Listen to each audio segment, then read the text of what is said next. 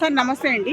నేను హిందూ కళాశాలలో గత 15 సంవత్సరాలుగా ఫిజిక్స్ డిపార్ట్మెంట్లో ఫిజిక్స్ లెక్చరర్గా వర్క్ చేస్తున్నాను సార్.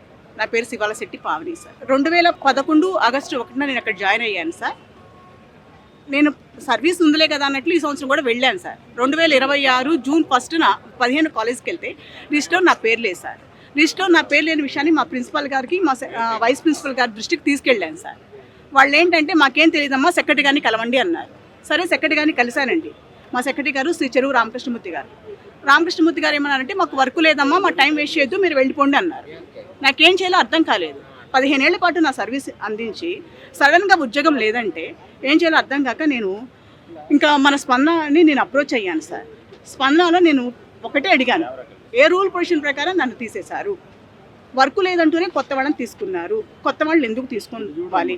లాస్ట్ 1 ఇయర్గా ఫిజిక్స్ డిపార్ట్మెంట్లో ఎంతమందితో వర్క్ చేయిస్తున్నారు అని ఈ 4 పాయింట్ల గురించి మాత్రమే నేను స్పందనలో కంప్లైంట్ పెట్టడం జరిగింది.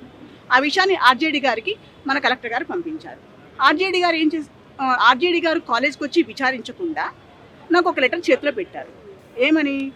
మిస్టర్ ఎన్ లలిత ప్రసాద్ గారు రాబట్టి నా వర్క్ రిడ్యూస్ అయిందని, కాబట్టి నన్ను తీసేసామని ఓరల్లీ ఇన్ఫార్మ్డ్ అని నాకు ఒక లెటర్ నా చేతిలో పెట్టారండి. నేను దాంతో సాటిస్ఫై అవ్వలేదు.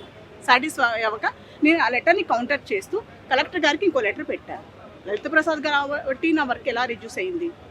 ఓరల్లీ ఇన్ఫార్మ్డ్ అన్నారు.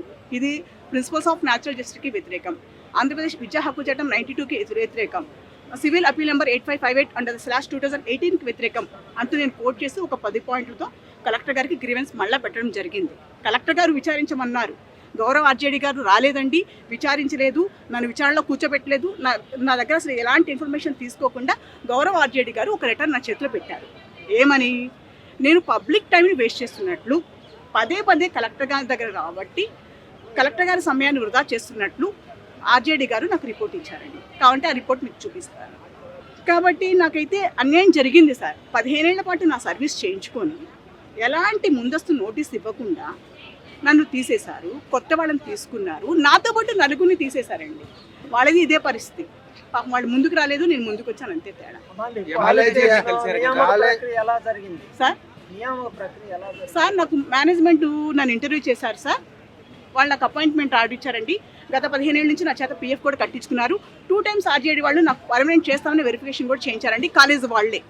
అది కూడా శ్రీ చెరువు రామకృష్ణమూర్తి గారు సెక్రటరీగా వచ్చినప్పుడే నన్ను వెరిఫికేషన్ కూడా చేయించారండి.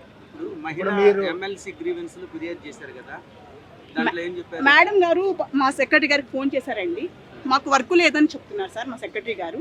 మరి రూల్ పొజిషన్ ఎందుకు ఫాలో అవ్వలేదంటే, ఫాలో అవుతాము, సాయంత్రానికి రూల్ పొజిషన్ ఫాలో అయ్యి అమ్మాయికి నోటీస్ ఇచ్చి తీసేస్తామని చెప్పి కూడా నెల అయిపోయిందండి. ఇంతవరకు సెక్రటరీ గారు నన్ను పిలవలేదు. ప్రశ్నించడం ఏం లేదు సార్. వాళ్ళు అంత ఇస్తే అంత. నేను ఏ రోజు కూడా మేనేజ్మెంట్ దగ్గరికి వెళ్ళను, నాకు శాలరీ ఇంక్రిమెంట్ ఇవ్వమని కూడా అడగను. వాళ్ళు చెప్పిన వర్క్ చేయడం మాత్రమే నాకు తెలుసు. పట్టించుకోవట్లేదు సార్. ఫర్దర్గా ఆలోచించాలి సార్ దీని మీద. వర్క్ ఉంది సార్, అది వాళ్ళ వ్యక్తిగతం అంటారు సార్. అది వాళ్ళ ఇష్టం సార్. ఇష్టం అయిపోయింది, ఇష్టారాజ్యం అయిపోయింది. ఒక వ్యక్తిని తీసేటప్పుడు ఏంటనేది విచారించట్లేదు సార్. వాళ్ళ ఇష్టానుసారం తీసేస్తున్నారు. లాస్ట్ ఇయర్ 2, ఈ సంవత్సరం 4. 3,600 రూపాయలు సార్. కేవలం 3,600 రూపాయల నుంచి ఇప్పుడు 9,650 రూపాయల వరకు నేను వచ్చాను సార్. నాకు అంత గత 4 సంవత్సరాల నుంచి ఇంక్రిమెంట్ కూడా లేదు సార్. గత సంవత్సరం నుంచి కాలేజ్ డిపార్ట్మెంట్ వర్క్ అంతా నా చేత చేయించారు. కారణాలు ఏం చెప్పట్లేదు sir. She very good lecturer, మాకు వర్క్ లేదు అని మాత్రమే ఆ సెక్రటరీ చెప్తారు. అది తెలియదు సార్ మనకి. అది మీలాంటి వాడు విచారిస్తే మాత్రమే తెలిసింది సార్. పిల్లలకా సార్?